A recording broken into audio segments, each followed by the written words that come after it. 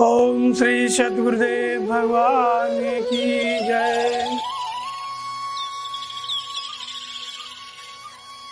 गुरु बिन ज्ञान न उपजे, गुरु बिन मिले नहीं भेद, गुरु बिन संशय ना मिटे, चाहे बाँचो चारों वेद। प्रेम से बोलो सद्गुरुदेव भगवान की जय। गुरु बिन ज्ञान न उपजे, गुरु बिन मिले नहीं भेद, गुरु बिन संशय ना मिटे, चाहे बाँचो चारों वेद। प्रेम से बोलो सद्गुरुदेव भगवान की जय। दुनिया में 5000 वर्षों में 15,000 युद्ध हुए और याद किसको रखा जाता है? केवल महाभारत युद्ध जो गीता में है, रामायण का युद्ध और देवासुर संग्राम, इनकी कथा पढ़ी जाती है। बाकी और युद्धों का वो कॉलेजों में भले थोड़ा बहुत पढ़ाया जाए, जनमानस में इन युद्धों की चर्चा है। बाकी दुनिया भर के युद्ध हुए उनसे मतलब जनता से नहीं। इनको कथा के रूप में पढ़ते सुनते हैं लोग प्रश्न करते हैं कि भगवान कृष्ण ने इतनी बड़ी हिंसा कराई, युद्ध कराया, और जैनी लोग उनको ज़्यादा महत्व नहीं देते। इसी वजह से देश विदेश में भी प्रश्न उठते हैं कि गीता में तो हिंसा है, युद्ध भगवान ने कराया, लेकिन गीता में एक भी श्लोक ऐसा नहीं है जो बाहरी मार काट का समर्थन करता हो। इसका मतलब ये नहीं है कि महाभारत का युद्ध नहीं हुआ। महाभारत का युद्ध अवश्य हुआ, लेकिन उसको दृष्टांत बना करके गीता में जो युद्ध बताया गया वो मनुष्य के अंतःकरण में घटने वाली घटना है, वो उसका बाहर से कोई संबंध नहीं है। स्थान स्थान पर भगवान कृष्ण ने ये बात स्पष्ट की है कि गीतोक्त युद्ध केवल साधक के अंतःकरण में घटता है, जो साधना करता है उसके हृदय में। तो इसलिए गीतोक्त युद्ध जो है अंतःकरण का युद्ध है। सबसे पहले अर्जुन लड़ना नहीं चाहता है, 4 तर्क प्रस्तुत उसने किए। ऐसा युद्ध करने से सनातन धर्म नष्ट होगा, कुल धर्म ही शाश्वत धर्म है, सनातन धर्म। कुल की स्त्रियां दूषित होंगी, वर्ण संकर पैदा होगा, हम लोग महान पाप करने के लिए जा रहे हैं। युद्ध करना अर्जुन की दृष्टि में महान पाप है। और जब भगवान कृष्ण कहते हैं, उसको समझाते हैं, तो वो कहते हैं कि तू युद्ध नहीं करेगा तो पाप को प्राप्त होगा। अर्जुन कहता है अपनी समझ के अनुसार कि हम युद्ध करके महान पाप कर रहे हैं, और वो अपने ही परिवार को, स्वजन को देखता है तो बोलता है कि महान पाप करने जा रहे हैं। लेकिन भगवान कृष्ण कहते हैं कि युद्ध नहीं करेगा तो पाप को प्राप्त होगा। भगवान कृष्ण ने कहा कि मात्रा स्पर्शास्त्र कौन्तेय शीतोष्ण सुख दुखता आगमा पायनो नित्य तांतु भारत। इंद्रियों और विषयों के संयोग, सर्दी गर्मी, दुख सुख, मान अपमान को सहन कर और युद्ध कर। भगवान कृष्ण ने कहा कि सर्दी गर्मी को सहन कर, मान अपमान को सहन कर, दुख सुख को सहन कर और युद्ध कर। यदि बाहर का युद्ध होता तो कुरुक्षेत्र में 18 दिन में युद्ध पूरा हो गया। इतने में सर्दी गर्मी दोनों मौसम कैसे बीत जाएंगे? कोई एक मौसम रहेगा। मान अपमान को सहन कर, सुख दुख को सहन कर। तो इन बातों का सहन करना इससे निश्चित नहीं होता है कि बाहर की घटना है। 18 दिन में पूरा युद्ध समाप्त हो गया, और वहाँ इतनी ज़्यादा ठंडी भी नहीं पड़ती जैसे कि बर्फ गिरती हो, आराम से सहन कर सकते हैं। लेकिन भगवान कृष्ण कह रहे हैं सहन कर। तो ये किसी बाहरी युद्ध की बात नहीं कर रहे हैं, अंतःकरण में साधक के भीतर होता है। फिर भगवान कृष्ण कहते हैं आरंभ में ही, जब उसने युद्ध करने से पीछे हट गया तो फिर भगवान ने समझाना शुरू किया कि युद्ध करे। उसने कहा युद्ध करना पाप है, और भगवान कृष्ण उसको समझा देते हैं कि युद्ध नहीं करेगा तो पाप को प्राप्त होगा। क्षत्रिय के लिए जो युद्ध है वो खुला हुआ स्वर्ग का द्वार है। क्षत्रिय के लिए युद्ध है, वो क्या है? स्वर्ग का द्वार है। और युद्ध नहीं करेगा तो अपकीर्ति होगी, पाप को प्राप्त होगा। अब बहुत से लोग तेरी अपकीर्ति का गायन करेंगे, एक दोष आता है तो बहुत से दोष आते हैं। तो अर्जुन का प्रश्न था कि ऐसा युद्ध करके हम महान पाप करने जा रहे हैं, और पीछे हट गया। भगवान ने, कृष्ण ने कहा, समझाया कि युद्ध नहीं करेगा तो तुम पाप को प्राप्त होगा। बस इसी में रहस्य है इस युद्ध का, गीतोक्त युद्ध का। तो क्यों युद्ध करना चाहिए अर्जुन को, उस बात को भगवान एक एक करके बता रहे हैं। तो सबसे पहले कहते हैं कि ना सतो विद्यते भावो ना भावो विद्यते असत उभयोरपि दृष्टान्तस्तो न्योस्तु तत्वस्य। सत्य का तीनों कालों में अभाव नहीं है। सत्य वह है जो पहले भी था, आज भी है, आगे भी रहेगा, और असत्य का अस्तित्व नहीं है। असत्य वो है जो पहले भी नहीं था, आज भी नहीं है, और भविष्य में भी नहीं रहेगा। किसने देखा इन दोनों के अंतर को? तो कहते हैं तत्वदर्शियों ने देखा। मैं तो कहता ही हूँ, मैं तो जानता ही हूँ, लेकिन मुझसे पहले भी तत्वदर्शियों ने सत्य सत्य के अंतर को देखा है। सत्य क्या है, असत्य क्या है? तो कहते हैं कि अच्छेद्योयम अधायोयम अखिलेद्यो शोष्य नित्य सर्वगत स्थाणुर अचलोयम सनातन। आत्मा ही सत्य है, शाश्वत है, सनातन है। और नश्वर क्या है? तो उसको कहते हैं कि अंतवंते में देहा नित्य शोक्त शरीरणा अनाशिनो अप्रमेयस्य तस्माद् युद्धस्य भारत। भगवान कृष्ण कहते हैं कि शरीर नाशवान है, आत्मा अविनाशी है, इसलिए तू युद्ध कर। अब इस प्रश्न से ये स्पष्ट नहीं होता है कि अर्जुन केवल कौरवों को मारे, क्योंकि शरीर नाशवान है तो जहाँ शरीर दिखाई पड़े वहीं बाण मारे। पांडवों के शरीर के अविनाशी थे, वो भी नाशवान थे। और शरीर नाशवान है, आत्मा अविनाशी है, इसलिए तू युद्ध कर। भगवान कृष्ण कहते हैं जब शरीर नाशवान है तो भगवान कृष्ण किसकी रक्षा में खड़े। और फिर दूसरी बात, भगवान कृष्ण कहते हैं कि जो मनुष्य शरीरों के लिए, इंद्रियों का आराम चाहता है, इस नश्वर शरीर के लिए अपना पछता है, वो व्यर्थ ही श्रम करता है, वो अविवेकी है। जो शरीर के लिए श्रम कर रहा है वो अविवेकी है। तो भगवान कृष्ण किसकी रक्षा में खड़े? क्या अर्जुन कोई शरीरधारी है जिसकी रक्षा में भगवान कृष्ण खड़े? यदि ऐसा है, किसी शरीरधारी की रक्षा कर रहे हैं, तो भगवान कृष्ण अपनी ही बात को काटते हैं। वो कहते हैं कि शरीरों के लिए जो पछता है वो व्यर्थ श्रम करता है, इंद्रियों का आराम चाहने वाला पापायु व्यर्थ ही जीता है। तब उसी श्रेणी में भगवान कृष्ण भी आ जाएंगे, क्योंकि शरीर की रक्षा में खड़े हैं। तो यहाँ पे अर्जुन कौन है, ये भी प्रश्न है। और दूसरी बात, शरीर मारने से मरता भी नहीं है, क्योंकि कहते हैं, पहले ही कह आए हैं कि वासांश जीर्णानि यथा विहाय नवानि गृह्णाति नरो प्राणी तथा शरीराय विहाय जीर्णानि अन्यानि संयाति नवान्ते। जैसे जीर्ण शीर्ण वस्त्र को छोड़ करके मनुष्य नया वस्त्र धारण कर लेता है, वैसे ही भूतादिकों का ये आत्मा स्वामी, इस शरीर का स्वामी, वो जिस शरीर को छोड़ता है नया शरीर धारण कर लेता है। अब प्रश्न उठता है कि अर्जुन के सामने जो लोग खड़े हैं, अर्जुन पूरा समाप्त कर दे फिर भी वो नहीं मरेंगे, क्योंकि जातस्य ध्रुव मृत्यु ध्रुव जन्म मृत्युश्च। जिसकी मृत्यु हो गई उसका जन्म लेना निश्चित है, और जो जन्म ले लिया उसका मरना निश्चित है। करोड़ों वर्ष तक अर्जुन मारता रहे फिर भी नहीं मरेंगे, क्योंकि आत्मा, ये जो शरीर है, इसकी जीवनी शक्ति दाल चावल रोटी नहीं है, इसकी जीवनी शक्ति है संस्कार। और संस्कार, जैसा संस्कार होगा वैसा शरीर फिर मिलेगा। इसलिए अर्जुन शरीरों को मारे काटे फिर भी शरीर समाप्त नहीं होंगे। ये तो बदले हैं, जो जिसको जितना दबाएगा संसार में, बदला लेने के लिए उसको जन्म लेना पड़ेगा, उसको फिर वो भी दबाएगा आकर के। तो शरीरों के मारने से मृत्यु भी नहीं होती है।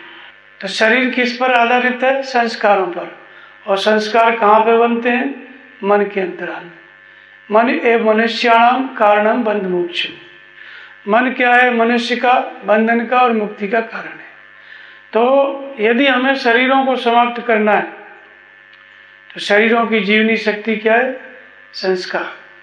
संस्कारों को समाप्त करना पड़ेगा, और जब तक ये संस्कार समाप्त नहीं होंगे शरीर समाप्त नहीं हो सकता है। तो इसलिए संस्कार कब समाप्त होते हैं?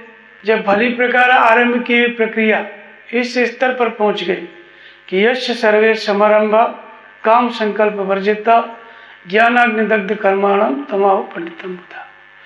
जो साधना आरंभ की जाती है उसके द्वारा साधना करते करते ऐसी स्थिति आ गई कि कामना और संकल्प से ऊपर उठ गया। तो मन संस्कार बनाता था, संकल्प करता था, बार बार रिपीट करता था, संस्कार बन जाता था। लेकिन संकल्प विकल्प से ऊपर उठ गए तो मन शांत हो गया, संस्कार बनाना बंद कर दिया। फिर ये शरीर की उत्पत्ति के जो कारण थे वो समाप्त हो जाते हैं।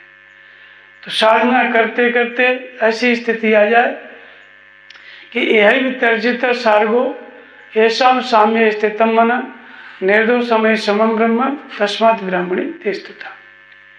शरीर कब समाप्त होता है? जब साधना करते करते मन निर्दोष और सम हो जाता है, अचल स्थिर ठहर जाता है, जन्म मृत्यु के कारण समाप्त हो जाते हैं। तो मन निर्दोष और सम हो गया, तस्मात् ब्राह्मणी ते स्थिता। जिन पुरुषों के द्वारा, जिन्होंने मन को निर्दोष और सम कर लिया, उनके द्वारा संपूर्ण संसार जीत लिया गया। संसार जीत लिया गया तो कहाँ स्थान मिला उसको? तो इधर उसका मन क्या हो गया? निर्दोष और सम हो गया। उधर जो है परमात्मा ब्रह्म निर्दोष और सम है। तो जैसे ही मन को हमने निर्दोष किया वैसे ही तत्क्षण वो परम ब्रह्म में स्थित हो जाता है। यहाँ आकर के शरीरों का अंत है। तो ये बाहरी मारकाट से इसका अंत नहीं हो सकता है। शरीरों को समाप्त करना है तो शरीरों के कारणों को समाप्त करना पड़ेगा। इसलिए ये युद्ध क्या है? अंतःकरण का है। भगवान कृष्ण कहते हैं अध्याय 10 में विराट रूप का वर्णन करते हैं। पहले अपनी विभूतियों को बताते हैं अर्जुन को कि शस्त्रधारियों में राम हूँ, इंद्रियों में मन हूँ, अग्नि में तेज में हूँ, पृथ्वी में क्षमता में हूँ, जल में रस में हूँ, और जितनी भी वस्तु हैं तेज युक्त सब मेरे एक अंश मात्र से तेजवान है। बहुत कुछ जानने से क्या प्रयोजन अर्जुन? जितनी भी संसार में तेज युक्त वस्तु हैं वो सब मेरे एक अंश मात्र से तेजवान है, मतलब मेरे अंश से उनके अंदर तेज है। इसलिए बहुत कुछ जानने से क्या प्रयोजन? भगवान कृष्ण ने अपनी विभूतियों का वर्णन किया। फिर अध्याय 11 में भगवान ने कहा कि अव्यक्त चराचर विश्व में मैं व्याप्त हूँ। ये सब बात सुन के भगवान कृष्ण की, और अर्जुन ने कहा कि आपने जो कहा उससे मेरा अज्ञान नष्ट हो गया। इसके बाद उसने कहा कि जो कुछ आपने बताया मैं उसको देखना चाहता हूँ। प्रत्यक्ष देखने के लिए उसने आग्रह किया। भगवान कृष्ण ने कुछ नहीं बोला, अपना विराट रूप वो दिखाते चले गए। 3-4 श्लोकों तक दिखाते हैं कि चराचर विश्व में मेरे तेज को देख, एक ही स्थान पर चराचर विश्व को देख, मरुद गणों को देख, कमल के आसन पर ब्रह्मा जी को देख, आदित्यों को देख, वसुओं को देख, रुद्रों को देख, शंकर को देख, सबको देख, सिद्धों के समुदाय। अर्जुन को कुछ दिखाई नहीं पड़ा। इसके बाद भगवान रुक जाते हैं, फिर वो दृष्टि प्रदान करते हैं। भगवान कहते हैं अब मैं तुझे वो दृष्टि देता हूँ जिससे तू मुझे देखेगा। दृष्टि प्राप्त होने पर अर्जुन ने देखा। फिर अर्जुन ने कहा, भयभीत होने लग गया। हजारों सूर्य एक साथ आकाश में उग जाएं, इतना तेज, और न मैं आपके आदि को देख पा रहा हूँ न अंत को देख पा रहा हूँ। और फिर अर्जुन ने देखा कि जितने भी सिद्धों के समुदाय थे, भगवान कृष्ण जिनको दिखा रहे थे वो नहीं दिखाई दे रहे थे। देव दृष्टि मिलते ही देखा कि सिद्धों के समुदाय, अश्विनी कुमार, शंकर जी, ब्रह्मा जी सब उसके अंदर है। चराचर विश्व एक स्थान पर देखा। सृष्टि की उत्पत्ति, पालन और प्रलय सब देखने लग गया अर्जुन। और इसके बाद फिर प्रार्थना करने लग गया और फिर कहने लगा कि मुझे दिशा भ्रम हो रहा है, मैं आपके इस तेज को सहन नहीं करने पा रहा। पहले कहा कि मुझे पूरी तरह ज्ञान हो गया, मेरा ज्ञान नष्ट हो गया, लेकिन यहाँ देखता है तो गिड़गिड़ाने लगता है, क्षमा याचना करता है, हे कृष्ण, हे यादव, हे सखा कहा, उनके लिए क्षमा करो। तो इतनी बातें बोलने के बाद पहले कहा कि मेरा ज्ञान नष्ट हो गया, लेकिन जब रूप को देखा तब क्षमा याचना करने लग गया। आप ही जिसको जनाए वही आपको जान सकता है, कोई अपने से आपको नहीं जान सकता। जब आप खुद कृपा करें तभी कोई जान सकता है। अर्थात भगवान खुद दृष्टि दें और सामने खड़े हो जाएं, अपने दी हुई दृष्टि से वो अपनी पहचान में आते हैं, दूसरा कोई नहीं जान सकता। पहले बौद्धिक जानकारी थी अर्जुन को, बाद में दृष्टि मिली तो देखा, तो फिर उसने प्रत्यक्ष अनुभूति हुई कि पहले वाली जानकारी जो उसने कहा कि हमारा ज्ञान नष्ट हो गया, वो केवल बौद्धिक जानकारी थी। बाद में देखा तो उससे अनंत गुना सब कुछ था जानने के लिए। फिर अर्जुन ने प्रार्थना किया कि ना आपका आदि है, ना आपका अंत है, ना आपका मध्य है, अमित प्रभाव वाले आप कौन है। ये सब कुछ देखने के बाद भगवान कृष्ण से उसने प्रार्थना किया। भगवान सौम्य स्वरूप में आए तो किस रूप में देखा? मनुष्य रूप में। और फिर भगवान ने कहा कि अर्जुन, न दृष्ट पूर्वम, जो तूने ये देखा है मेरा विराट रूप, ये न तुझसे पहले कभी देखा गया और न कोई भविष्य में देखने पाएगा। तब तो गीता सबके लिए बेकार हो गई, क्योंकि जो भगवान के दर्शन की योग्यता थी वो तो अर्जुन तक सिमट गई। अब हम लोग गीता क्यों पढ़ें? हमें तो भगवान का दर्शन होने वाला नहीं। तो वास्तव में अर्जुन कौन है? अनुराग ही अर्जुन है, अनुराग विहीन पुरुष, जो कि भगवान कृष्ण पहले कहते हैं, यहाँ कहते हैं कि कोई नहीं देख पाया है। और अध्याय 4 में वही भगवान कृष्ण ने कहा कि भवो ज्ञान तपसा पूता मदभाव मांगता। अर्जुन बीत राग भय क्रोधा मनमया मामुपासता। राग भय और क्रोध से रहित होकर के बहुत से लोग ज्ञान रूपी तप से पवित्र होकर के मेरे इस स्वरूप को देख चुके हैं। बहुत से लोग, तो अध्याय 4 में कहते हैं कि बहुत से लोग देख चुके हैं, और यहाँ पर भगवान कहते हैं कि कोई नहीं देख पाया। आखिर मतलब क्या है इसका? तो कहने का अर्थ यह है कि जिसके अंदर अनुराग है, मिले न रघुपति बिन अनुरागा, और किए जोग तब ज्ञान विरागा। अनुराग क्या है? अनुराग ही अर्जुन है। अनुराग विहीन पुरुष न तो पहले कभी देख पाया है और न भविष्य में कभी देख सकता है। तो ये अर्जुन कौन है? अनुराग वाली नाम वाली योग्यता। तो भगवान किसकी रक्षा में खड़े थे? अनुरागी भक्त की रक्षा में खड़े थे, किसी शरीर की रक्षा में नहीं खड़े थे। फिर भगवान कृष्ण कहते हैं कि जुए में छल से जीतने वालों की विजय मैं हूँ। विभूतियाँ गिनाई तो उन्होंने कहा कि ये हूँ, बहुत 85 विभूतियाँ बताई। उनमें एक ये भी बात कही कि जुए में छल से जीतने वाले की विजय मैं हूँ। तब तो बहुत बढ़िया है, जुआ खेलो, जीत जाओ, भगवान मिल जाएंगे। मतलब ये भी साधन होना चाहिए फिर भगवत प्राप्ति में।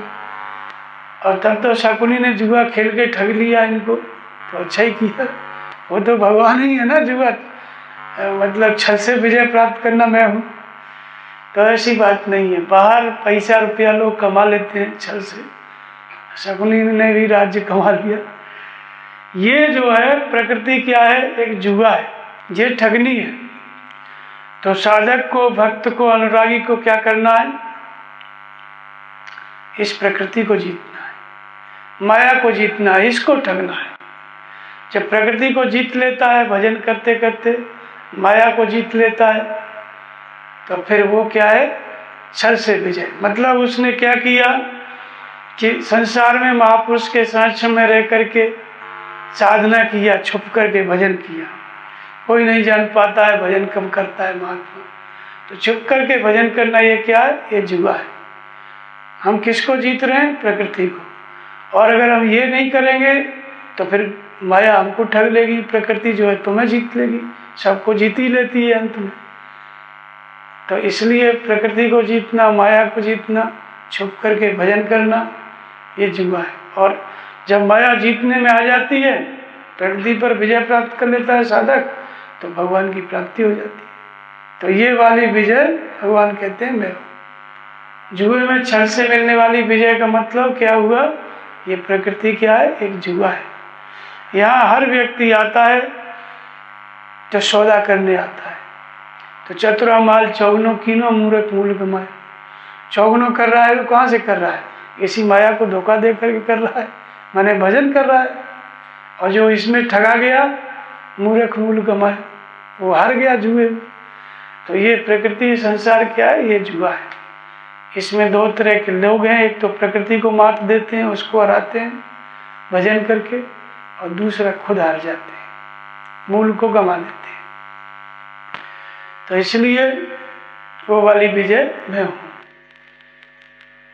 अब प्रश्न उठता है कि भगवान कृष्ण कहते हैं कि युद्ध कर, हर जगह पे कहते हैं। अध्याय 3 में कहते हैं कि मयि सर्वाणि कर्माणि संन्यस्य अध्यात्म चेष्टा निराशीर निर्ममो भुक्ता युद्धस्व विगतज्वर। मयि सर्वाणि कर्माणि, संपूर्ण कर्मों को मुझ में अर्पण कर। संपूर्ण कर्मों को, जो कुछ तू करता है, सब कर्मों को मुझ में अर्पण कर। मयि सर्वाणि कर्माणि संन्यस्य अध्यात्म चेष्टा, चित्त का अंतरात्मा में निरोध कर, अर्थात ध्यानस्थ चित्त कर, चित्त को ध्यानस्थ कर। संपूर्ण कर्मों को मेरे प्रति समर्पित कर। जो कुछ तू करता है, सुबह से शाम तक जितनी दिनचर्या है, सब भगवान को सौंप दे। मयि सर्वाणि कर्माणि संन्यस्य अध्यात्म चेष्टा निराशीर निर्ममो भूत्वा। आशा रहित, ममता रहित, मैं और मेरे का भाव बिल्कुल न हो, कहीं भी किसी चीज को पाने की बिल्कुल आशा न हो। युद्ध स्विगतज, युद्ध कर।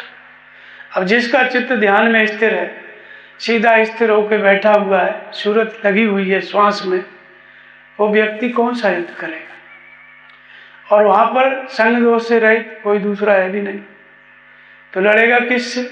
वास्तव में जब कोई भी व्यक्ति साधना में प्रवृत्त होता है, तो फिर मायिक प्रवृत्ति यही बाधा के रूप में सामने आ जाती है।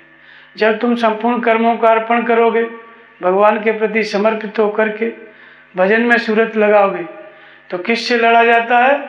संपूर्ण मायिक प्रवृत्ति। ये मायिक प्रवृत्ति क्या है? ये कौरवों की सेना है। कौरवों की सेना क्या थी?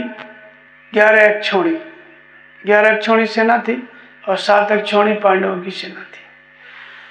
तो अज्ञान रूपी धृतराष्ट्र, अज्ञान से उत्पन्न जितनी आसुरी संपद है, ये सब कौरवों की सेना है।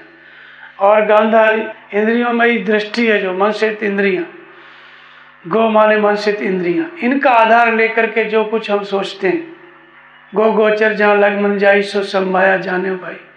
आंखें जो देखती हैं, कान जो सुनते हैं, इसमें जो मन सोचता है, सुन करके, देख करके, स्पर्श करके, जो कुछ हम सोचते हैं, जो कुछ हम शरीर से करते हैं, ये संपूर्ण प्रवृत्ति कुरु कहलाती है। क्यों? क्योंकि वो हमें संसार में प्रवृत्ति देती है। हमने देखा तो हम क्या करेंगे? वही काम करेंगे। ये चाहिए, उसके लिए काम करेंगे। तो ये, इसको क्या कहा गया? कुरुक्षेत्र कहा गया। ये शरीर क्या है? एक क्षेत्र है। इदम शरीरम कौन्तेय क्षेत्र में त्रिदीयते। शरीर एक क्षेत्र है। जब विजातीय प्रवृत्ति काम करने लगती है, तो ये शरीर क्या है? कुरुक्षेत्र बन जाता है। संसार में विश्वास दिलाने लगता है। मतलब इसी शरीर से मन भजन नहीं करता है, संसार में काम करो, कुरुक्षेत्र बन गया। और जब पुण्यमयी वृत्ति काम करने लगती है, तो धर्म क्षेत्र बन जाता है, जिसमें धर्म रूपी युधिष्ठिर, सत्संग रूपी शत्रुघ्न, नियम रूपी नकुल, भाव रूपी भीम, कर्तव्य रूपी कुंती, पुण्य रूपी पांडु, ये सब पुण्यमयी प्रवृत्ति का क्षेत्र है। ये क्या है? ये धर्म क्षेत्र है। तो धर्म क्षेत्र और कुरुक्षेत्र ये शरीर है। यही शरीर में दोनों प्रवृत्तियां हैं। जब भजन करने लगेगा तो धर्म क्षेत्र तब इसकी बाधा कौन सी है? कुरुक्षेत्र, जो संसार में विश्वास दिलाती है वो प्रवृत्ति। तो इन्हीं दोनों प्रवृत्तियों का संघर्ष है।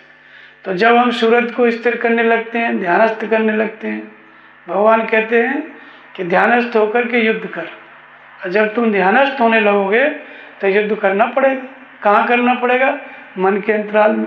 जैसे ही मन को लगाओगे, काम, क्रोध, राग, द्वेष, आसुर प्रवृत्ति, कौरवों की सेना सब सामने चली आएगी। अब उसको हटाओ, लड़ो पुण्यमय प्रवृत्ति से, यही युद्ध है। तो इसको भगवान कृष्ण ने कहा गीतोक्त युद्ध। अब भगवान कृष्ण कहते हैं कि ये मे मतमिदं नित्यम अनुतिष्ठन्ति मानवा श्रद्धावंतो अनुसूयन्तो मुच्यन्ति तेपि कर्मणि। ये जो इस प्रकार जो मनुष्य मेरे बताए हुए मत के अनुसार बरतता है, क्या बताया भगवान कृष्ण ने? कि युद्ध कर। मेरे बताए हुए मत के अनुसार बरतता है, ये मैं मतमिदं नित्यम अनुतिष्ठन्ति मानवा श्रद्धावंतो अनुसूयन्तो। अनुसूयन्तो का मतलब राग, द्वेष, ईर्ष्या, डाह से रहित होकर के जो मेरे इस बताए हुए मत के अनुसार बरतता है वो संपूर्ण कर्मों से छूट जाता है, कर्म बंधन से छूट जाता है। तो कर्म बंधन से छूटने का उपाय क्या बताए भगवान कृष्ण? युद्ध कर। अब भगवान कृष्ण कहते हैं कि तुम्हें कर्मों के बंधन से छूटना है तो युद्ध करना पड़ेगा। अब ये बात ऐसी बात नहीं है कि केवल हिंदू के लिए, जो भी कर्मों के बंधन से छूटना चाहे, चाहे ईसाई है, चाहे मुसलमान है, मनुष्य के लिए। और उनका मत क्या है? कि युद्ध कर। ये भगवान का मत है। कैसे करना है? संपूर्ण कर्म को मेरे में अर्पण कर, आशा रहित, कहीं भी आशा मत रख, ममता रहित, मैं और मेरे का भाव न हो, लेश मात्र भी लगाव न हो, संताप रहित, कोई चीज चली जाती है, छूट जाती है तो बिल्कुल संताप न हो। इस तरह से चित्त को ध्यानस्थ करके और युद्ध कर।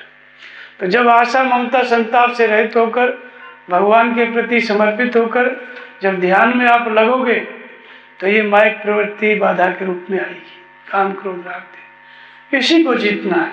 और भगवान कृष्ण कहते हैं ये मेरा मत है, युद्ध कर। अर्जुन के सामने तो ये समस्या थी कि युद्ध था, उसने युद्ध कर लिया। हम लोग गीता के पीछे क्यों पढ़े हैं, क्यों गीता पढ़ रहे हैं? हमारे सामने तो कोई युद्ध नहीं।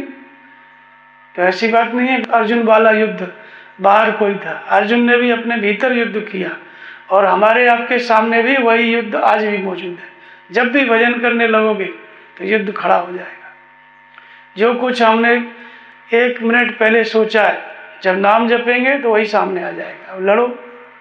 मायिक प्रवृत्ति, मन उड़ने लगता है। इसी बात को लेकर के भगवान कहते हैं कि जो मेरे इस मत के अनुसार बरतता है वो कर्मों के बंधन से छूट जाता है, और जो नहीं बरतता है, युद्ध नहीं करता है, आशा, ममता, संताप रहित होकर आपके बताए हुए मत के अनुसार युद्ध नहीं करता, अर्थात भजन नहीं करता, तो उसको कहते हैं ये त्वेतदभ्य सूयन्तो नानुतिष्ठन्ति मे मतम् सर्व ज्ञान विमूढ़ास्तान विद्धि नष्टान चेष्टा। जो आशा, ममता, संताप रहित होकर के युद्ध नहीं करता, अर्थात भजन नहीं करता, उसको तो इस ज्ञान पथ से, कल्याण मार्ग से भ्रष्ट हुआ जा। ज्ञान पथ में वो मोहित है, अर्थात संसार के प्रति आकर्षित है, इसलिए वो युद्ध नहीं कर रहा है। तो भगवान कृष्ण के मत के अनुसार युद्ध करता है तो कर्मों के बंधन से छूट जाता है। और ये आश्वासन किसके लिए है? किसी हिंदू, मुसलमान, ईसाई के लिए नहीं, मनुष्य मात्र के लिए। जो भी युद्ध करेगा वो कर्मों से छूटेगा, और जो नहीं करेगा वो, उसको कहते हैं कि वो कल्याण पथ से भ्रष्ट हुआ, तो उसको जान। अब सब ओर से चित्त को जब समेट करके लगाते हैं मन को, तो सब यही कुरु प्रवृत्ति, कौरव प्रवृत्ति, पापमयी प्रवृत्ति, विजातीय प्रवृत्ति यही सामने खड़ी हो जाती है। भगवान कृष्ण ने जब बताया कि इस योग के द्वारा समत्व दृष्टि तुझे प्राप्त होगी, अध्याय 6 में, तो अर्जुन ने कहा कि अभी अभी जो आपने बताया कि योग से समत्व दृष्टि प्राप्त होगी, सब में आत्मा को देखने वाली, परमात्मा को देखने वाली दृष्टि योग की पराकाष्ठा में प्राप्त होगी। तो अर्जुन ने करके देखा कि जो समत्व दृष्टि जल्दी से मिल जाए। तो जैसे ही भजन में लगा तो घबरा के बोला कि भगवान चंचलम हे मने कृष्ण प्रमादि बलवदृढ़म तस्याम निग्रह मन्ये वायुरेव सो दुष्कर। ये मन जो है वायु से भी अधिक तेज चलने वाला है। मैंने जब लगाया तो मैं देखा, मैंने पाया कि मन तो वायु से भी तेज चलने वाला है। चंचलमी मन कृष्ण, प्रमथन स्वभाव वाला है, मत डालने वाला है। आप किसी और जगह लगाते हैं, उठा के किसी और जगह ले जाता है। तो भगवान कृष्ण ने कहा कि निस्संदेह अर्जुन, तेरी बात बिल्कुल सही है। असंशय महाभाव मनो दुर्निग्रहम चलम, लेकिन अभ्यासेन तो कौन्तेय वैराग्येण च गृह्यते। मन जो है निश्चित ही चंचल स्वभाव वाला है, प्रमथनशील स्वभाव वाला है, उठा के फेंक देने वाला है, 1 मिनट भी नहीं लगता है। जब लगा के देखा तो घबरा गया। लेकिन यही मन अभ्यास और वैराग्य के द्वारा बस में होता है। अभ्यास किसको कहते हैं? जहाँ चित्त को लगाया जाए, बार बार वहीं पे लगाना, तत्र स्थिति में अभ्यास है। जैसे नाम में लगाना है तो जहाँ भी मन जाए खींच के फिर नाम में लगाओ। स्वरूप में स्मरण में लगा रहे हो तो जहाँ भी मन जाए खींच के फिर स्वरूप में लगाओ, बार बार। इसको क्या कहते हैं? अभ्यास। और वैराग्य क्या है? दृष्टानुश्रविक विषय वितृष्णस्य वशीकार संज्ञा वैराग्य। जो कुछ भी दिखाई पड़ रहा है, सुनाई पड़ रहा है, संसार में जितने भी भोग्य सामग्री है उसके बारे में दिखाई सुनाई पड़े, लेकिन मन में कल्पना ना हो, मन में विचार ना, इसका नाम वैराग्य। मन में विचार नहीं आएगा तो दूसरा नया संस्कार ही नहीं बनेगा, वैराग्य होगा। तो अभ्यास में जहाँ जहाँ मन जा रहा है वहाँ से मन को नाम में और रूप में लगाना, ये अभ्यास है। तो इस अभ्यास और वैराग्य के द्वारा मन बस में होता है। तो अभ्यास करने लगोगे तो फिर यही विजाती प्रवृत्ति, कौरवों की सेना, मोह रूपी दुर्योधन, दुर्बुद्धि रूपी दुशासन, संशय रूपी शकुनी, कर्म रूपी कर्ण, विकल्प रूपी विकर्ण, भ्रम रूपी भीष्म, ये सब आ जाएंगे। द्वैत का आचरणी द्रोणाचार्य, हम अलग हैं भगवान अलग हैं, ये सब वृत्तियां उभर के आ जाएंगी लड़ने के लिए। तो इन सब वृत्तियों का, मायक प्रवृत्तियों का पार पाना, चित्त को ध्यानस्थ करते जाना, और जो मायक प्रवृत्तियां हैं काम क्रोध राग द्वेष, इनका पार पाना, इनको पराजित करते जाना, ये क्या है? ये युद्ध है, ये गीतोक्त युद्ध है। भगवान कृष्ण कहते हैं मत कर्म कृत मत परमो मत भक्त संग वर्जित निर्वैर सर्वभूतेषु यश मामित पांडव। भगवान कृष्ण ने, जब अर्जुन ने विराट रूप देखा तो कहा कि अर्जुन, जो तूने देखा है ये तुझसे पहले किसी ने नहीं देखा। अर्थात अनन्य भाव से अनुराग के साथ जो लगता है वही इस रूप को देख पाता है।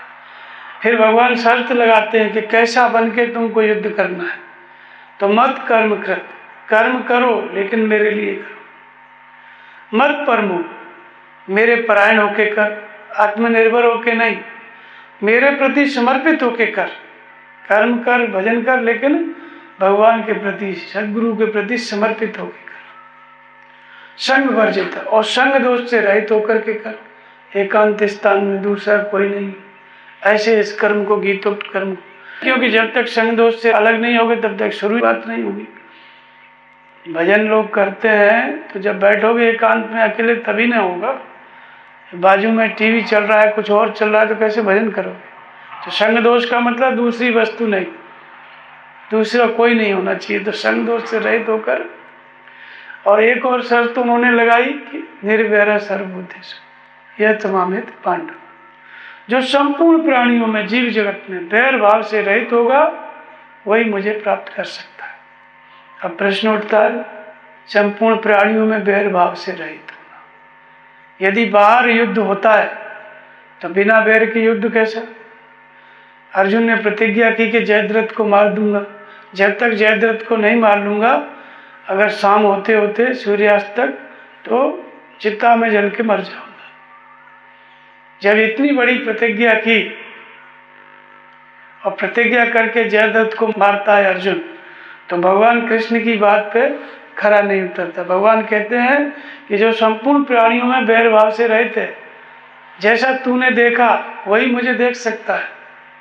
अगर अर्जुन के अंदर दुश्मनी है तो फिर वो भगवान का दर्शन नहीं पाता, लेकिन अर्जुन ने देखा, अर्जुन ने दर्शन पाया, और भगवान कहते भी हैं कि तू मुझे प्राप्त होगा। तो वास्तव में ये बाहर का युद्ध नहीं है, क्योंकि बाहर का युद्ध तो बैर भाव से युक्त हो तभी कर पाओगे, बिना बैर के युद्ध हो ही नहीं सकता। तो यहाँ पे बाहर कोई नहीं है, संग दोष से रहित होना है, कोई है ही नहीं, वो अंदर बैर भाव से रहित। तो वास्तव में जयद्रथ क्या है? जयद्रथ का मतलब होता है जय की आशा को छुड़ाने वाला संस्कार, जय की आशा को दमन करने वाला संस्कार। प्रकृति पुरुष के संघर्ष में जो जय प्राप्त करना है, मन और इंद्रियों पे जो विजय प्राप्त करना है, उसकी आशा जो लगी हुई है, भजन कर रहा है साधक, उसका दमन करने वाला जो संस्कार है वो क्या है? वो जयद्रथ। तो उसमें क्या आता है? जितनी आशा तृष्णा वासना जो सब सारी आसुरी प्रवृत्तियां, सारी कौरव सेना, सब कुछ उसमें आ जाता है। वही जय की आशा को दमन करती है। तो अर्जुन ने किस जयद्रथ का वध किया? जो जय की आशा को दमन करने वाला संस्कार है उसका वध किया, उसको मारा। तो इस तरह से ये युद्ध कहाँ पे हुआ? हमारे अंतःकरण। बाहर की घटना नहीं है। संग दोष से रहित होकर बाहर कोई कैसे युद्ध करेगा? हमें छोड़ के कोई है भी नहीं तो किस पे बाण चलाएगा? सब अंतःकरण की घटना है। फिर भगवान कृष्ण कहते हैं अध्याय 16 में देवी संपद का, आसुरी संपद का लक्षण बताते हैं। द्वैभूत लोके सर्गो अस्मिन् देव असुर एव च। दो प्रकार के प्राणियों के स्वभाव संसार में कहे गए। जिनके अंदर देवी संपद कार्य करती है वो देव है, देवताओं जैसा है, देवता है। और जिसके अंदर आसुरी संपद काम करती है वो क्या है? असुर है। तो आसुरी संपद, देवी संपद क्या है? देवी संपद को प्राप्त पुरुष में कौन से लक्षण होते हैं? अहिंसा है, सत्य है, अक्रोध है, त्याग है, शांति है, दूसरे की निंदा न करना। 24 लक्षण बताए जो सब के सब तो महापुरुष में रहते हैं, विकसित हो जाए, पूरे महापुरुष होते हैं, उनमें पाए जाते हैं, लेकिन आंशिक रूप में सभी में रहते हैं। और आसुरी संपद के लक्षण बताए दंभो दर्पो अभिमानश्च। दंभ, अहंकार, अभिमान, घमंड, क्रोध, क्रोध पारुष्यमेव च। कठोर वचन, क्रोध करना, ये सब किसके लक्षण हैं? आसुरी संपद के। तो आसुरी संपद जब कार्य करती है तो वो असुर है। और आसुरी संपद को प्राप्त पुरुष जो व्यक्ति है उसको क्या सोचता है? वो सोचता है कि वो शत्रु मारा गया, आगे उसको मारूंगा, इतना धन हो गया है, आगे इतना हो जाएगा, मैं यज्ञ करूंगा, मैं दान करूंगा, मैं ही ईश्वर हूँ, मैं ही ईश्वर का भोक्ता हूँ, जैसे हिरण्यकश्यप बोलता था। और संसार किसी भगवान से नहीं उत्पन्न है, स्त्री पुरुष के संयोग से पैदा हुआ है और भोग भोगने के लिए, खाओ पियो मर जाओ, बस यही सत्य है। ऐसा दृष्टिकोण जिसके अंदर होता है वो असुर है, आसुरी संपद। तो आसुरी संपद को प्राप्त पुरुष क्या सोचता है? वो शत्रु मारा गया, उसको मारूंगा, इतना धन हो गया, इतना हो जाएगा। अनंत चिंताओं को, अनंत आशा तृष्णा वासनाओं को लेकर के वो जीता है। और फिर भगवान कृष्ण कहते हैं कि इन जो आसुरी संपद से युक्त पुरुष हैं, ऐसे क्रूर कर्मी पापाचारियों को मैं बारंबार नरक में गिराता हूँ। ये मुझसे दूरी पैदा करते हैं। अपने और मेरे अंदर जो अंतर्यामी परमात्मा हर व्यक्ति के अंदर, आसुरी संपद क्या करती है? उस परमात्मा से दूरी पैदा करती है। कृष करने वाले हैं, क्रूर कर्मी है, पापाचारी है, इनको मैं बारंबार अधोयोनियों में नरक में गिराता हूं। आसुरी संपद का लक्षण क्या है? वो शत्रु मारा गया, उसको मारूंगा। अर्जुन यदि ये प्रतिज्ञा करता है कि जयद्रथ को मारूंगा, तो शत्रु को मारने की प्रतिज्ञा कर रहा है। तो भगवान कृष्ण कहते हैं कि क्षत्रिय के लिए युद्ध स्वर्ग का द्वार है, और यदि वो प्रतिज्ञा करके जयद्रथ को मारता है, किसी भी शत्रु को मारता है, तो नरक का द्वार पैदा कर लिया।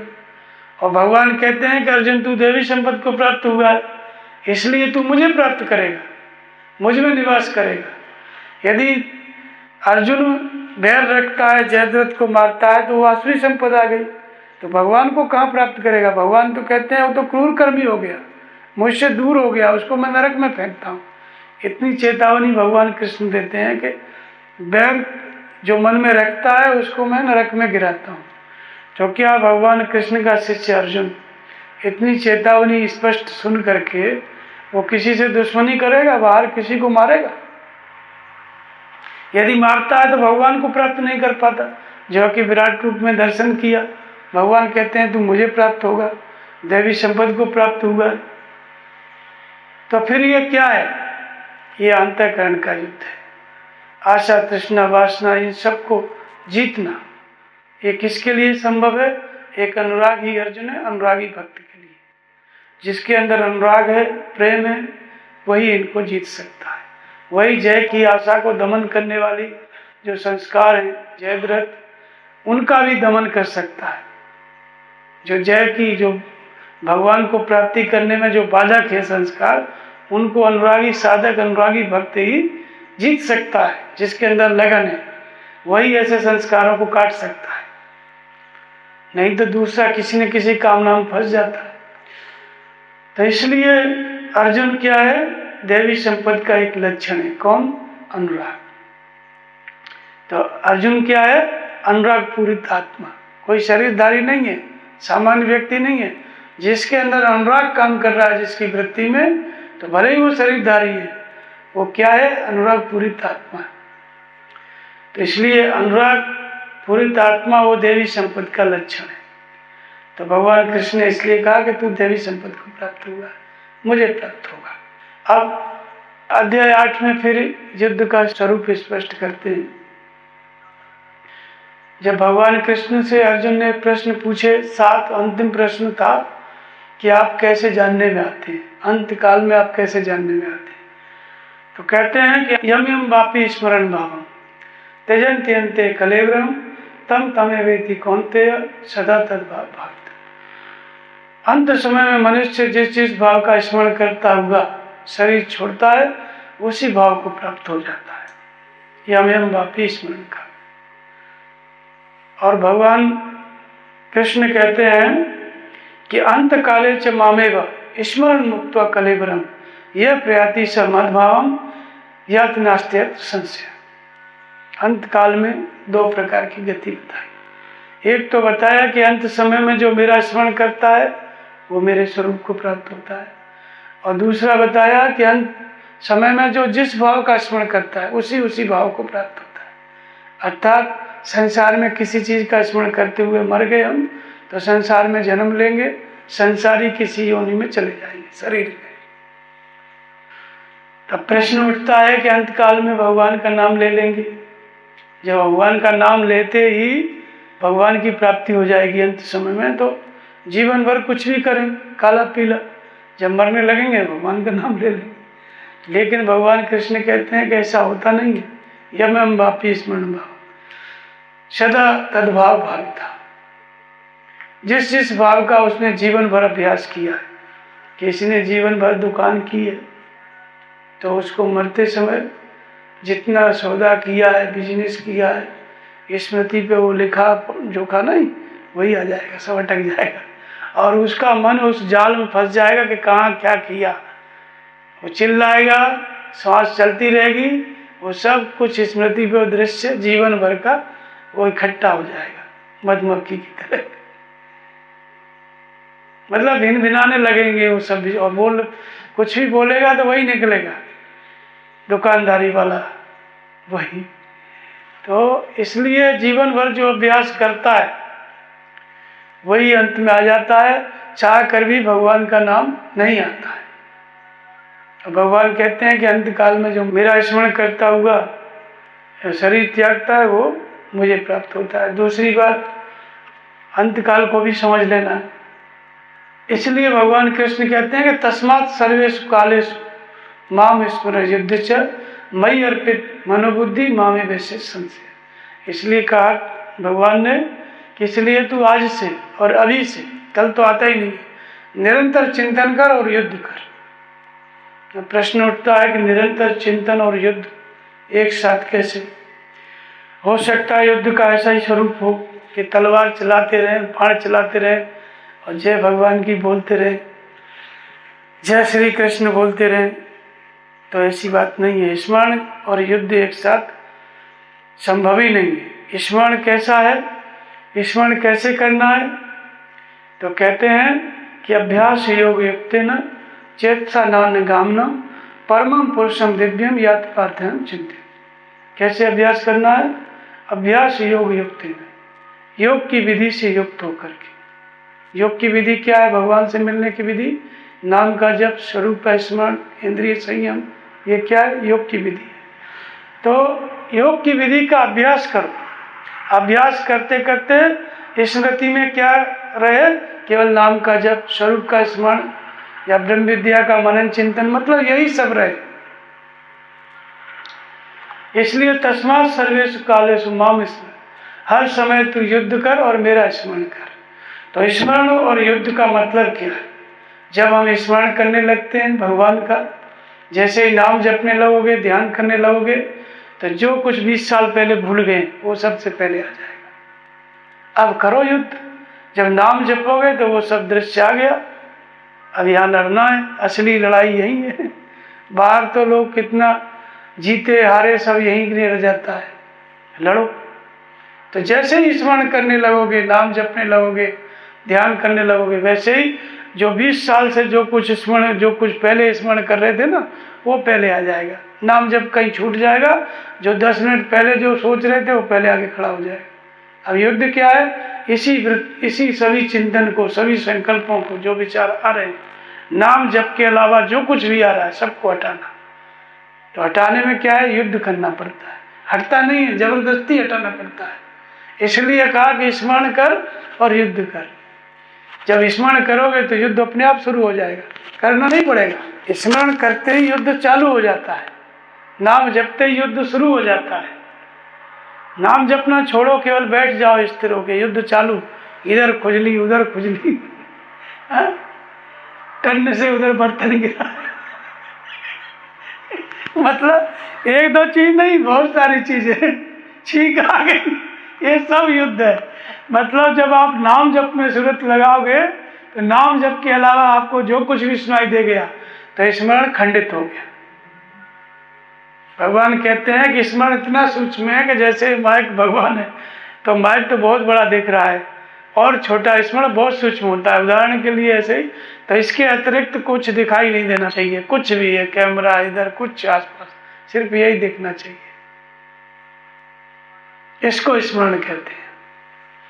यही दिखना चाहिए सिर्फ, और कुछ नहीं दिखना चाहिए। ये क्या है? स्मरण। तो इतना सूक्ष्म है स्मरण कि स्मरण जब तुम करने लगोगे तो स्मरण किस स्मृति से किया जाता है?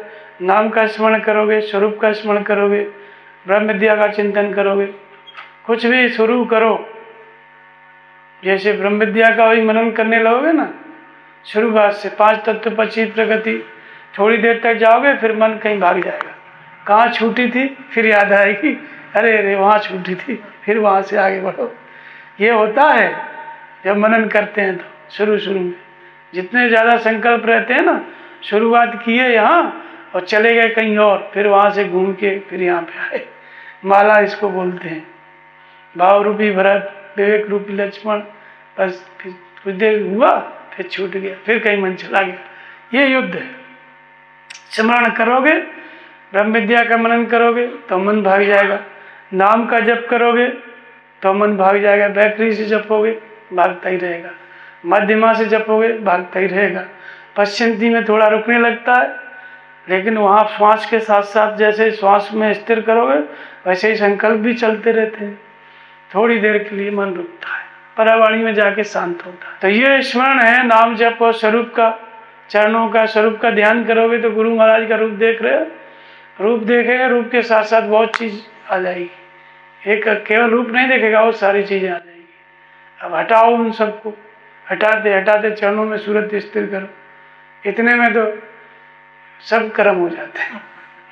तो युद्ध है। जैसे ही स्मरण करोगे, इसलिए कहा भगवान ने ना कि माम स्मरण युद्ध, स्मरण करो युद्ध कर।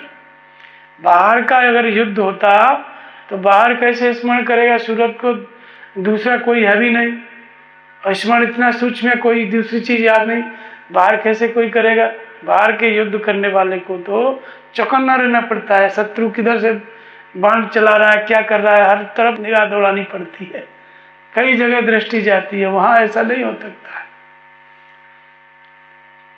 सारा ध्यान रखना पड़ता है सामने के परिदृश्य का, सारी दृष्टि बाहर ही केंद्रित रहेगी। यहाँ क्या है कि कुछ और नहीं रहना चाहिए आपके अलावा। जो लक्ष्य है आपका नाम जप, तो सिर्फ नाम का ही जप होना चाहिए, दूसरी चीज नहीं आनी चाहिए। इसको अभ्यास योग युक्त है। नाम जप से संयुक्त हो तो योग के अभ्यास से युक्त हो आप। स्वरूप के स्मरण से संयुक्त हो तो योग के अभ्यास से युक्त हो। ब्रह्म विद्या का मनन कर रहे हो तो योग के अभ्यास से युक्त हो। तो चेत सा ना निकामना, दूसरी तरफ चेत न जाए। और परमम पुरुषम दिव्यम, परम पुरुष परमात्मा का स्मरण अर्थात वही नाम का जप मेरे स्वरूप को प्राप्त होता है। इस तरह अभ्यास करता है और यही स्मरण का स्वरूप है। निरंतर ऐसे ही स्मरण करना है और युद्ध करना है, क्योंकि स्मरण ही युद्ध है। युद्ध और स्मरण अलग अलग नहीं है, स्मरण करना ही युद्ध है, सीधी सी बात है। इसलिए तो भगवान कहते हैं कि ध्यानस्थ चित्त से युद्ध कर। तो ध्यानस्थ चित्त से युद्ध अलग नहीं है, ध्यानस्थ करने लगे होगे चित्त को, वहीं पे युद्ध है। काम क्रोध राग द्वेष जैसे ही चित्त को खींचोगे नाम जप में, तो राग द्वेष विकार सब सामने आ जाएंगे, युद्ध चालू हो जाएगा। तो बाहरी मारकाट नहीं है गीतोक्त युद्ध में, अंतःकरण में ही मारकाट मची हुई है। भीतर ही संकल्पों को काटना है नाम जप के द्वारा, और किसी चीज को नहीं काटना है। आश्री संपत्ति को देवी संपत्ति के द्वारा काटना है। क्षेत्र क्षेत्रज्ञ का संघर्ष है। क्षेत्रज्ञ के लक्षणों को विकसित करके क्षेत्र को, प्रकृति को समाप्त करना है। प्रकृति पुरुष का संघर्ष है। पुरुष मतलब आत्मा के गुणों को बढ़ाओ और प्रकृति के गुणों को समाप्त करो। विजाति सजाति कई नाम है इसके। कौरव पांडव युद्ध कहो, गीता में कौरव पांडवों का युद्ध है। आसुरी देवी प्रवृत्ति, देवासुर संग्राम कहो, राम रावण युद्ध कहो, चाहे कौरव पांडव युद्ध, एक ही बात है। ये तीनों अलग अलग नाम के युद्ध जरूर हैं, लेकिन वो है एक ही युद्ध, एक जैसा ही है। नाम अलग अलग है, घटनाएं अलग अलग, घटनाओं पर दृष्टांत देके बताया गया, लेकिन अंदर जो है वो एक ही है, वहां पे अलग युद्ध नहीं है। तो इसलिए ये सबसे प्रमुख युद्ध है। और जो इस युद्ध में एक बार जीत गया, फिर उसको शाश्वत विजय मिल जाती है, कभी जन्म मृत्यु के चक्र में नहीं आता है, वो शाश्वत विजेता हो जाता है। और बाहर के युद्धों में क्या हुआ, जब चक्रवर्ती सम्राट हुए युधिष्ठिर, 24 या 26 साल तक राज्य किए, और उसके बाद शांति से एकदम पितामह भीष्म को कहा, जब शरीर नहीं छोड़ रहे थे, कि वो हस्तिनापुर चारों तरफ से सुरक्षित है। वो बहुत खुश हुए जब देखा कि हस्तिनापुर सुरक्षित है, तो उन्होंने अपने शरीर को छोड़ा। फिर जब सब कुछ हो गया तो युधिष्ठिर ने भी, गीता का उपदेश तो सबने ही सुन रखा था, उनको भी लगा कि अब भगवान कृष्ण का शरीर छूटा, बाद में वो भी चल दिए। कहाँ चल दिए? गीतोक्त साधना के मार्ग पे, असली युद्ध के मार्ग पे। पहले वाला युद्ध तो हो गया, वो तो उससे कुछ मिला नहीं। जब जाने लगे तो सिंहासन खाली था, उसको भी परवाह नहीं थी उनकी कि किसी को राजा बना के जाए। ये शुभ आया, इस पर किसको बैठाओगे? युधिष्ठिर ने कहा तुम ही बैठ जाओ, लाखों लोग मारे गए हैं। उसको राज तिलक करने का भी फुर्सत उनको नहीं था, चले गए सब लोग, क्योंकि गीतोक्त साधना पकड़ में आ गई, भजन किए, मुक्त हो गए सब। तो बाहर के युद्धों में तो जो जिसको दबाएगा उसको दबना पड़ेगा। एक समय था, भारत का रुतबा था महाभारत काल में, बहुत दिन बाद तक। बाद में फिर उसी हस्तिनापुर में, जिसमें चक्रवर्ती सम्राट युधिष्ठिर थे, बाद में मुसलमानों ने राज्य किया, फिर ईसाइयों ने राज्य किया, अब प्रजातंत्र आ गया। मोदी जी बैठे हुए हैं, कोई भी बैठ सकता है, अब तो ऐसी स्थिति है। पहले तो गिने चुने लोग थे, परिवार थे, भाई यही बनेगा राजा, दूसरा नहीं बन सकता। तो बाहर के युद्धों में सिकंदर ने आधा विश्व जीत लिया, लेकिन जब मरने लगा तो उसने कहा कि मेरे हाथों को अर्थी से बाहर निकाल दो, सोना चांदी सब साथ में ले चलो शमशान, ताकि जनता देख ले कुछ भी साथ नहीं जा रहा है। जब युद्ध पे निकला था तो एक महात्मा उनको मिले थे रास्ते में, डायोजनीज दिगंबर रहते थे। उसने भी उनका नाम सुन रखा था, उसके राज्य की सीमा में ही थे। तो सिकंदर का जो दूत था उसने बोला कि जिनकी तलाश आप कर रहे हो मिलने के लिए, वो यही महात्मा है। सिकंदर घोड़े से उतरा, उसके बाद वो भी अपना बैठे हुए रेती में पड़े थे नंगे, धूप ले रहे थे आराम से, उनको क्या फिक्र थी। सिकंदर ने देखा, पूछा कौन है? बोले मैं सिकंदर विश्व विजेता। कहाँ जा रहे हो? विश्व विजय के लिए। कहाँ कहाँ जीतोगे? बोले सब, रूस, जर्मन, जापान, भारत, सब जीतूंगा। सब जीतने के बाद क्या करेगा? बोले तब आराम करूंगा। तो महात्मा ने कहा जब आराम करना है, तुम्हारा उद्देश्य आराम करना है, तो इतना खून खराबा क्यों करता है? इधर ही रहे, आराम ही करना है, विश्राम ही करना है, तो सब इतना धरती क्यों नापने जा रहा है? पहले ही आराम कर ले। बड़ा मन भारी हो गया उसका। बोले ऐसी बात किसी ने बताई नहीं थी उसको, तो सब राजाओं के आगे पीछे कैसे लोग रहते हैं? अन्नदाता की तलवार चमकती तो बिजली कौंध गई। नहीं, इंद्र ने सिंहासन खाली कर दिया, ऐसे लोग रहते हैं। अब इनको क्या फिक्र थी बड़ाई करने की? वो तो उससे भी बड़े बादशाह थे। तो सिकंदर से कहा कि सब तुम्हारा ही जा रहा है, जितना भी रिसाला तोप खाना? बोले हाँ। चला गया कि बाकी है? बोले बहुत, अभी तो पूरा रिसाला बाकी है। बोले लौट के जरूर आऊंगा, आपसे मिलूंगा। बोले नहीं लौटा तो महात्मा सब जानते थे। चला गया बेचारा भारी मन से। अब सब जगह जीतते हुए चला आया, इधर पुरु से मुकाबला हो गया, अच्छा कड़ा मुकाबला हो गया। जीत तो मिली लेकिन वो हार जैसी थी, सब तितर बितर हो गया उसका। वो सब कुछ जीता हुआ इन्हीं को दे करके लौट गया। अब बीमार पड़ गया। बीमार पड़ा तो रास्ते में फिर घुड़सवार को दौड़ाया कि आप ही के पास आ रहा था, लेकिन लगता है कि नहीं पहुंच पाऊंगा। पहुंच गया, मर के पहुंचा। लेकिन मर के पहुंचा सिकंदर, तो एक कहानी बनाया है लोगों ने, वहां के लोगों ने, ऐसे यहाँ पे भी तो कहानी बनाते हैं। सिकंदर मरा, वो भी स्वर्ग गया, ये मरे महात्मा, इनका शरीर छुड़े भी स्वर्ग गए। तो वहां जाकर के फिर जो है देखा तो ये फिर वहां मिल गए यही महात्मा। उसको टेंशन हुआ कि कहाँ से यहाँ भी आ गए। सिकंदर हंसने लगा, बोले मतलब वो भी गया स्वर्ग में। बोले हंसता किस लिए? ये महात्मा हंसने लगे। इसलिए हंसते हो? बोले इसलिए हंसता हूँ कि जब था फकीर पीछे और सिकंदर जो है आगे था, अब फकीर आगे है और सिकंदर पीछे है। बोले मैंने झोंपड़ी में रह करके वहाँ पे सब कुछ पा करके मैं लौटा हूँ, और तू सब कुछ खो करके लौटा है, तुम्हारे पास कुछ नहीं, इसलिए मैं सिकंदर हूँ, मैं सम्राट हूँ, तुम फकीर हो। महात्मा कहानी बनाए लोग, पता नहीं क्या है क्या नहीं, ऐसे ही सब। तो बाहर तो जितना ये धरती किसी की नहीं हुई, फरासो झरा बरासो बुताना, धरा को प्रमाण यही तुलसी, फरासो झरा और बरासो बुताना। मतलब धरती पे बड़े बड़े चक्रवर्ती सम्राट आए, धरती वही, सूरज वही, चंद्रमा वही, सब आके चले गए, सब आके मरते चले गए, दावेदार चले गए, सिंहासन वही सब। तो बाहर के युद्धों में कोई विजय किसी को मिली नहीं। आज ये जीता है, कल कोई और जीतेगा। किसी समय युधिष्ठिर चक्रवर्ती सम्राट थे, आज प्रजातंत्र आ गया, राजाओं की स्टेटें उजड़ गई। वो भी राजा भी जो है एक प्रकार का अपना होटल बना लिए, महिलाओं को कमा खा रहे हैं उसी से। तो ये धरती किसी की नहीं हुई। तो इसलिए भगवान कृष्ण ने उस युद्ध में, महाभारत युद्ध जरूर हुआ, लेकिन उस युद्ध के समय में एक ऐसा युद्ध की भूमिका शास्त्र दे दिया कि जिससे मनुष्य शाश्वत विजय प्राप्त कर ले, फिर जीवन में कभी हार न हो। ऐसी विजय प्राप्त करने वाला जो धर्मशास्त्र है, ये गीता युद्ध के समय भगवान ने दिया।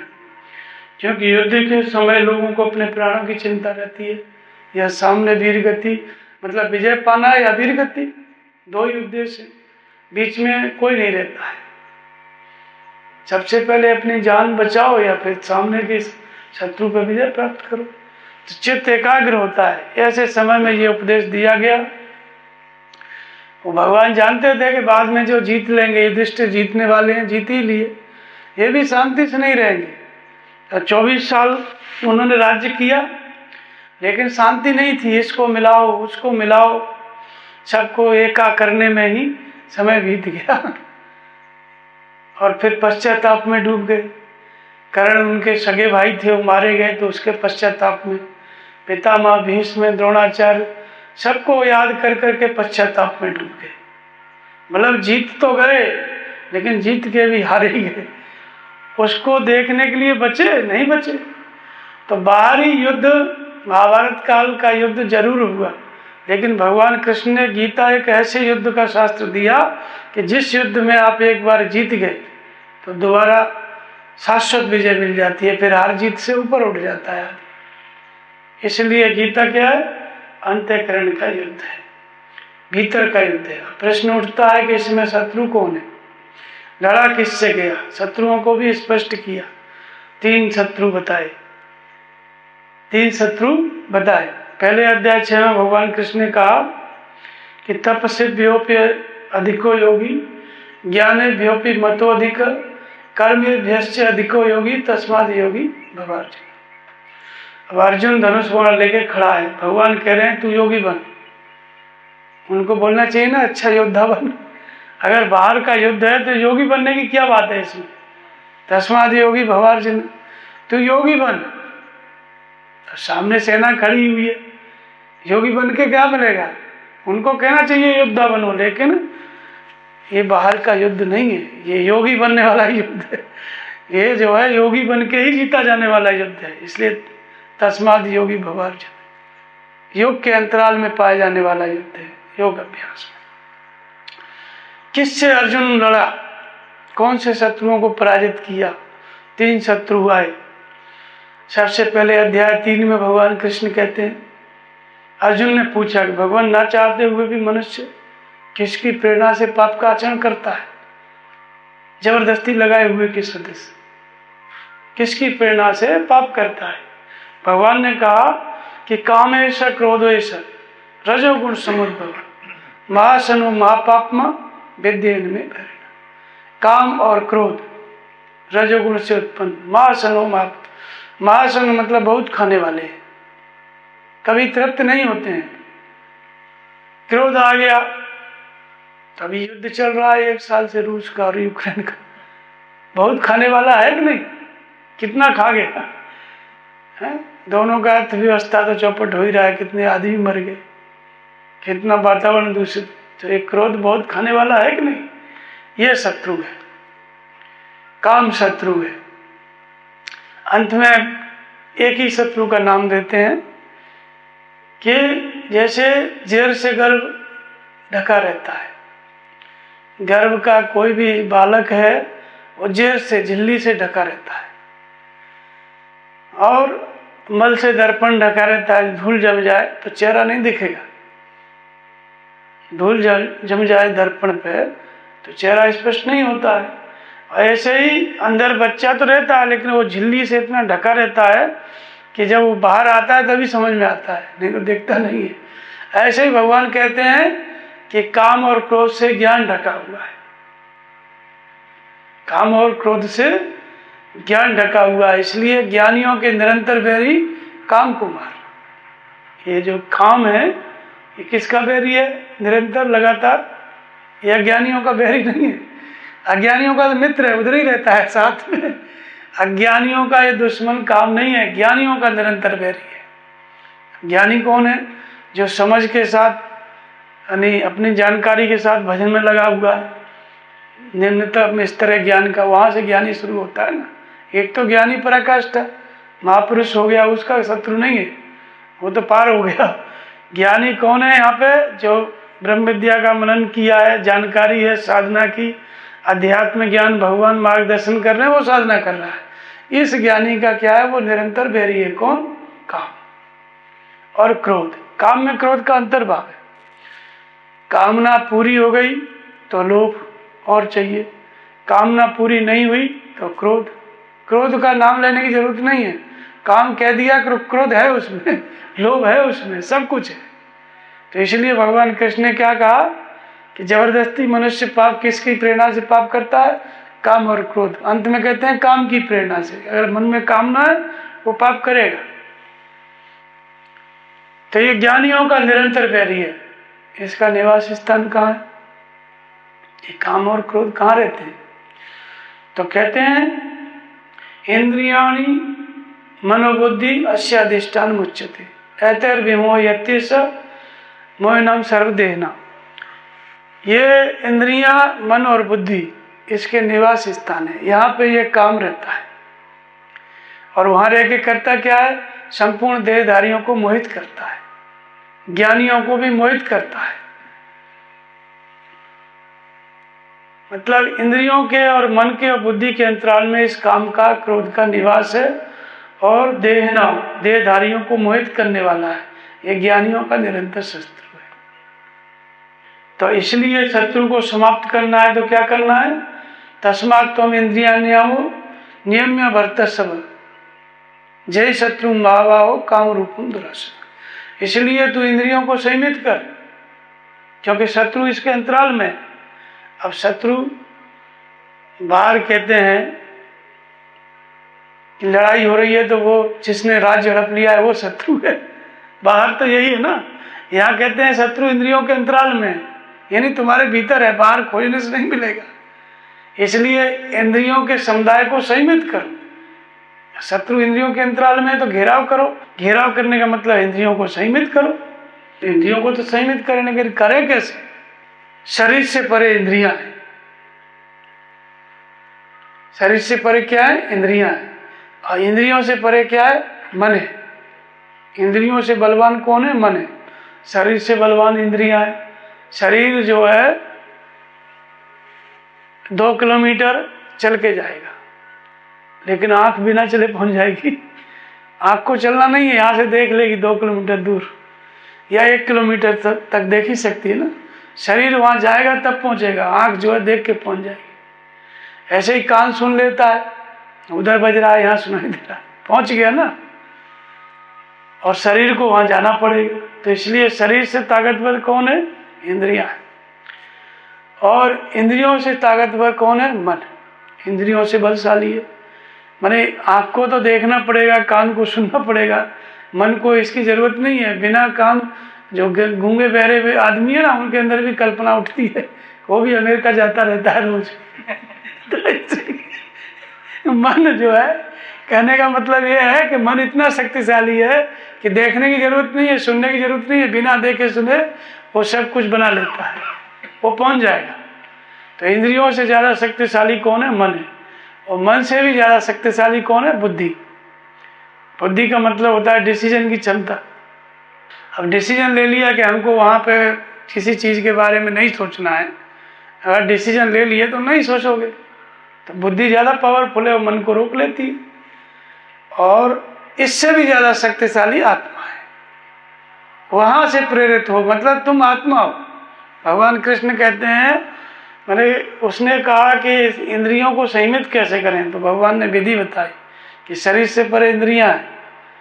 शरीर को संयमित करने के लिए इंद्रियों के द्वारा शरीर वश में हो जाएगा, शरीर को रोक सकते हैं।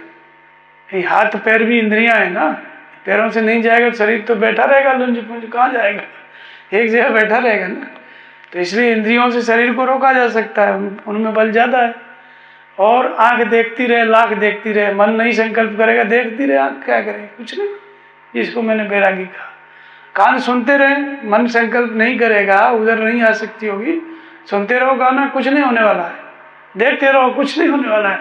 मन अगर लगा हुआ है भजन में तो दिखाई सुनाई कुछ भी पड़ रहा है, कुछ नहीं होगा, वो पावरफुल है, इनको रोक नहीं सकते। मन से ज्यादा शक्तिशाली बुद्धि। मन संकल्प कर लेता है, योजना बना रहा है 50 प्रकार की।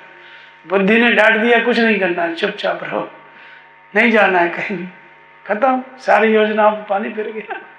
तो बुद्धि उससे भी ज्यादा शक्तिशाली है।